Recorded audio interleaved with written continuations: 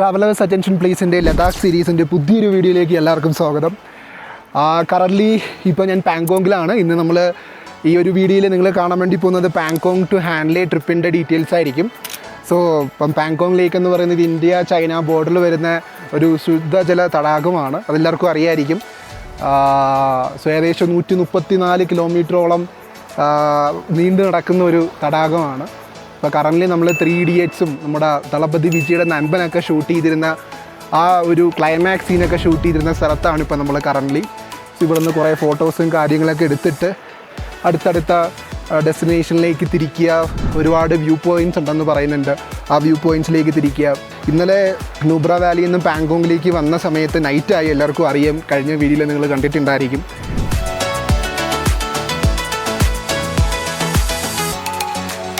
Pangong ലേക്കിൻ്റെ first view point എന്ന് പറയുന്നത് ലുക്കുങ് എന്ന് പറയുന്ന സ്ഥലമാണ്.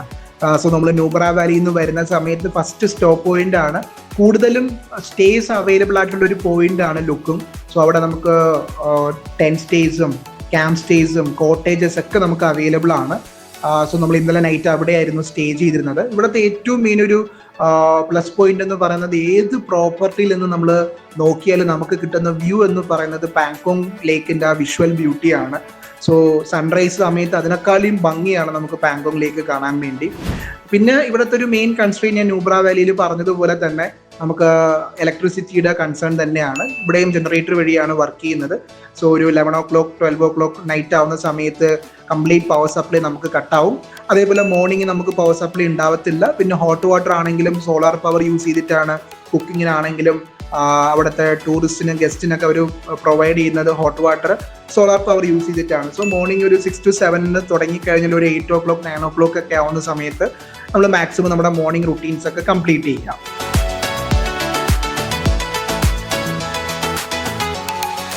ഇന്ന് നമ്മൾ പാങ്കോങ് ലേക്കിൽ നിന്ന് ഹാൻലെയിലേക്കുള്ള യാത്രയാണ്.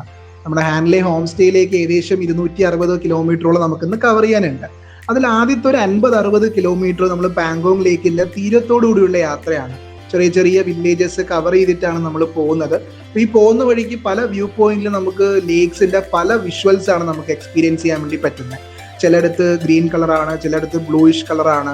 സോ ഒരു 50 to 60 കിലോമീറ്റർ നമുക്ക് നല്ലൊരു ഡ്രൈവാണ് നമുക്ക് ഈ ഒരു പാങ്കോങ് ടു ഹാൻലെയിൽ കിട്ടുന്നത്. പിന്നെ എല്ലാവർക്കും അറിയാവുന്ന ഒരു കാര്യമാണ്, പാങ്കോങ് ലേക്കിൻ്റെ 40% ഇന്ത്യയിലും 50% ടിബറ്റ് ചൈനയിലും പിന്നെ ഒരു 10% ആർക്കും കണക്ട് ചെയ്യാൻ വേണ്ടി പറ്റാത്തൊരു സ്ഥലത്താണ് ഉള്ളത്.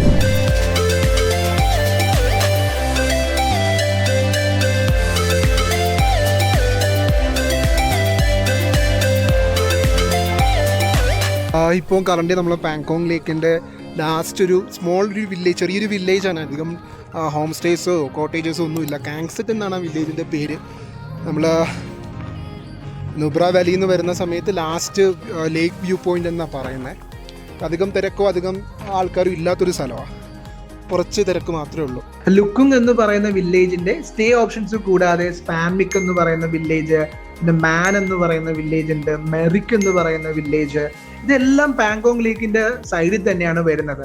അപ്പൊ അതിൽ കൂടുതൽ ക്രൗഡഡ് അല്ലെങ്കിൽ കൂടുതൽ ആൾക്കാർ സ്റ്റേ ചെയ്യുന്നത് ലുക്കുങ് ആണ്. കാരണം അതാണ് സ്റ്റാർട്ടിങ് പോയിന്റ് നുബ്ര വാലിയിൽ നിന്ന് വരുന്ന സമയത്ത്. പിന്നെ മെറിക്കും മാനൊക്കെ അധികം ക്രൗഡഡ് അല്ല, പിന്നെ ഡെവലപ്മെന്റ് നടക്കുന്നുണ്ട്.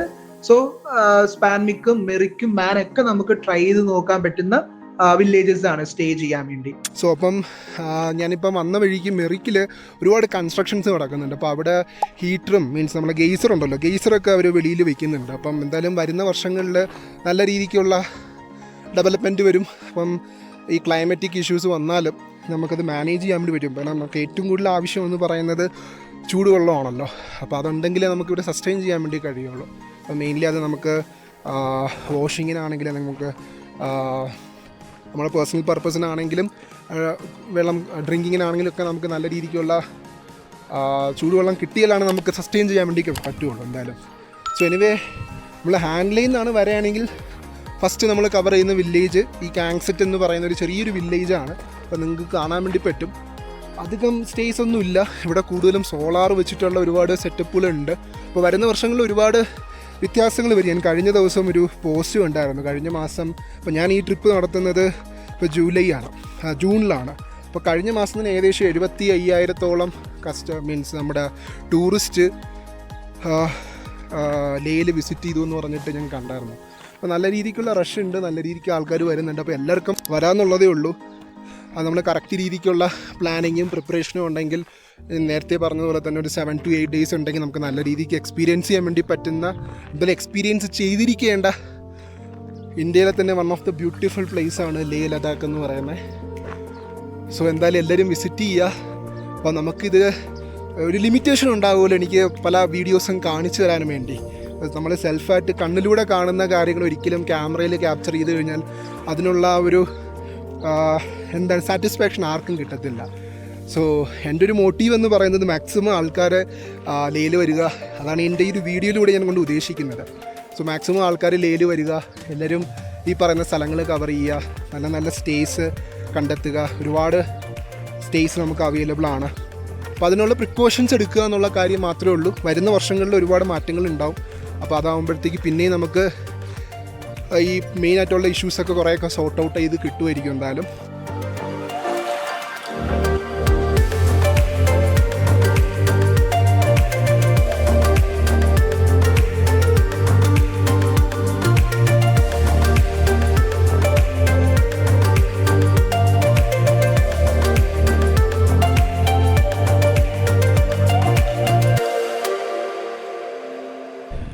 ഗൈസ്, ഞാനിപ്പോൾ നിൽക്കുന്നത് റസംഗ്ല വാർ മെമ്മോറിയലിലാണ്.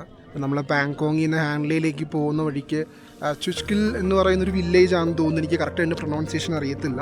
അപ്പോൾ അവിടെ അതിൻ്റെ അടുത്തായിട്ട് നമുക്കൊരു വാർ മെമ്മോറിയൽ വരുന്നുണ്ട്, റസംഗ്ല വാർ മെമ്മോറിയൽ. ഞാൻ പേഴ്സണലി പറയുകയാണെങ്കിൽ ഞാൻ കാർഗിൽ വാർ മെമ്മോറിയലാണ് കൂടുതലും കേട്ടിട്ടുള്ളത്, അല്ലെങ്കിൽ ഇന്ത്യ പാകിസ്ഥാൻ വാറാണല്ലോ നമ്മൾ കൂടുതൽ കേട്ടിട്ടുള്ളത്. പണ്ട് പ്രീവിയസ്ലി ഇയേഴ്സ് ബാക്ക് ഉണ്ടാ കാര്യങ്ങളാണല്ലോ. സോ ഇത് ഇന്ത്യ ചൈന 1962 November 18 നടന്നൊരു വാറിൻ്റെ ഡീറ്റെയിൽസും അതിലെ സിറ്റുവേഷൻസും കാര്യങ്ങളൊക്കെ നമുക്കൊരു ഡോക്യുമെൻ്ററി ആയിട്ട് നമുക്ക് കാണാൻ വേണ്ടി കഴിയും. എന്തായാലും ഈ വഴി പോകുമ്പോൾ ഒരിക്കലും ഇത് മിസ്സാക്കരുത്. കാരണം നമുക്കെല്ലാവർക്കും അറിയാം, നമ്മൾ ആർമി ഉണ്ടായതുകൊണ്ടാണ് നമ്മൾ സേഫായിട്ട് നമ്മുടെ ഡേ ടു ഡേ ലൈഫ് നമുക്ക് കൊണ്ടുപോകാൻ വേണ്ടി പറ്റുന്നത്. അപ്പോൾ അത് അവരുടെ പാസ്റ്റിൽ ഉണ്ടായിരുന്നൊരു കാര്യമാണ് റസംഗ്ലയിലുള്ള ഒരു ഇൻസിഡൻറ്റ്. സോ അതിനെക്കുറിച്ചുള്ള വ്യക്തമായ ഡീറ്റെയിൽസും കാര്യങ്ങളും നമുക്ക് ആർമി പേഴ്സൺസ് തന്നെ നമുക്ക് എക്സ്പ്ലെയിൻ ചെയ്ത് തരുന്നുണ്ട്. കൂടാതെ തന്നെ നമുക്കൊരു ഡോക്യുമെൻ്ററിയും കാണാൻ വേണ്ടി പറ്റും. സോ എനിവേ മസ്റ്റ് വിസിറ്റാണ്. നമ്മൾ കാർഗിൽ വാർ മെമ്മോറിയൽ വിസിറ്റ് ചെയ്യുന്നത് പോലെ തന്നെ പാങ്കോങ്ങിലേക്ക് നിന്ന് ഹാൻഡ്ലേയിലേക്ക് പോകുന്ന വഴിക്ക് വരുന്നതാണ് റസംഗ്ല വാർ മെമ്മോറിയൽ. സോ ഉറപ്പായിട്ടും വിസിറ്റ് ചെയ്യുക, ഇതിൻ്റെ ഹിസ്റ്ററി മനസ്സിലാക്കുക. സോ അതൊരു നിങ്ങൾക്ക് നല്ലൊരു എക്സ്പീരിയൻസ് ആയിരിക്കും.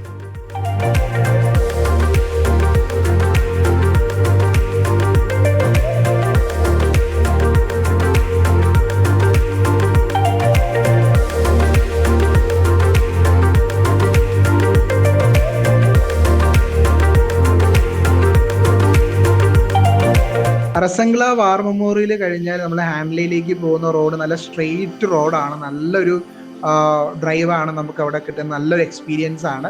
ലോമ എന്ന് പറയുന്ന സ്ഥലം വരെയാണ് നമുക്ക് ആ ഒരു സ്ട്രെയിറ്റ് റോഡ് കിട്ടുന്നത്. അപ്പോൾ അവിടെ നിന്ന് 2 ഡൈവേർഷൻസ് ഉണ്ട്, ഒന്ന് ഹാൻഡ്ലേയിലേക്കും പിന്നെ ഒന്ന് ന്യോമ ലേയിലേക്ക് പോകുന്ന റോഡാണ്. അപ്പോൾ നമുക്ക് ഹാൻഡ്ലേയിലേക്കാണ് പോവേണ്ടത്. സോ ലോമയിൽ എത്തുന്ന സമയത്ത് നമുക്കൊരു ചെക്ക് പോയിന്റ് ഒക്കെ വരുന്നുണ്ട്. സോ ആ ചെക്ക് പോയിന്റ് അവിടെ എത്തിയ സമയത്ത് നല്ല രീതിക്കുള്ള ക്ലൈമറ്റിക് ചേഞ്ച് വന്നു.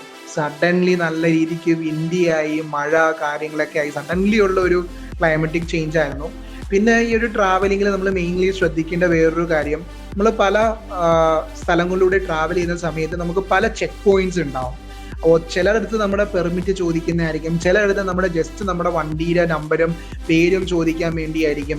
സോ എവിടെയൊക്കെ നമ്മുടെ ഓഫീഷ്യൽസ് സ്റ്റോപ്പ് ചെയ്യുന്നുണ്ടോ അവിടെയൊക്കെ സ്റ്റോപ്പ് ചെയ്യുക, എന്താണോ അവർ ചോദിക്കുന്നത് അതൊന്ന് ജസ്റ്റ് ഒന്ന് കൺവേ ചെയ്യുക. അപ്പം ഒരുപാട് സ്ഥലങ്ങളിൽ നമുക്കിങ്ങനെ ചെക്ക് പോയിന്റ്സ് ഉണ്ട്. ജസ്റ്റ് നമ്മുടെ ഇൻഫോർമേഷൻസ് ജസ്റ്റ് ഒന്ന് കൊടുത്താൽ മാത്രം മതിയാവും, പേരും അതേപോലെ എത്ര റൈഡേഴ്സ് ഉണ്ട്, എത്ര പേരായിട്ടാണ് നമ്മൾ പോകുന്നത്, എത്ര ബൈക്ക് ഉണ്ട്, ഒരു ബൈക്കിൻ്റെ നമ്പർ, ചിലപ്പോൾ ഒരു ബൈക്കിൻ്റെ നമ്പർ മാത്രം കൊടുത്താൽ മതിയാവും, ചിലപ്പോൾ നമ്മുടെ ID പ്രൂഫ് നമ്മൾ കാണിക്കേണ്ടി വരും. സോ എവിടെയെങ്കിലും ചെക്ക് പോയിന്റ് ഉണ്ടെങ്കിൽ ക്ലിയർലി സ്റ്റോപ്പ് ചെയ്ത് നമ്മൾ നമ്മുടെ ID പ്രൂഫും കാര്യങ്ങളൊക്കെ കാണിക്കുക.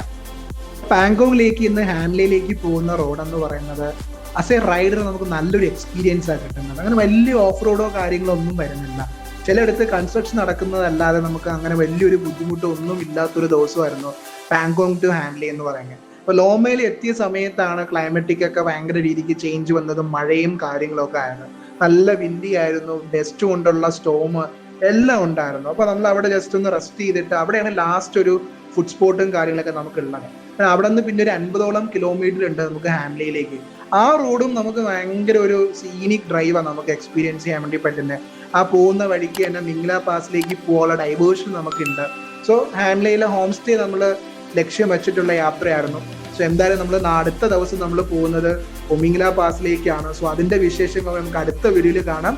സോ അമൽ സൈനിങ് ഔട്ട്.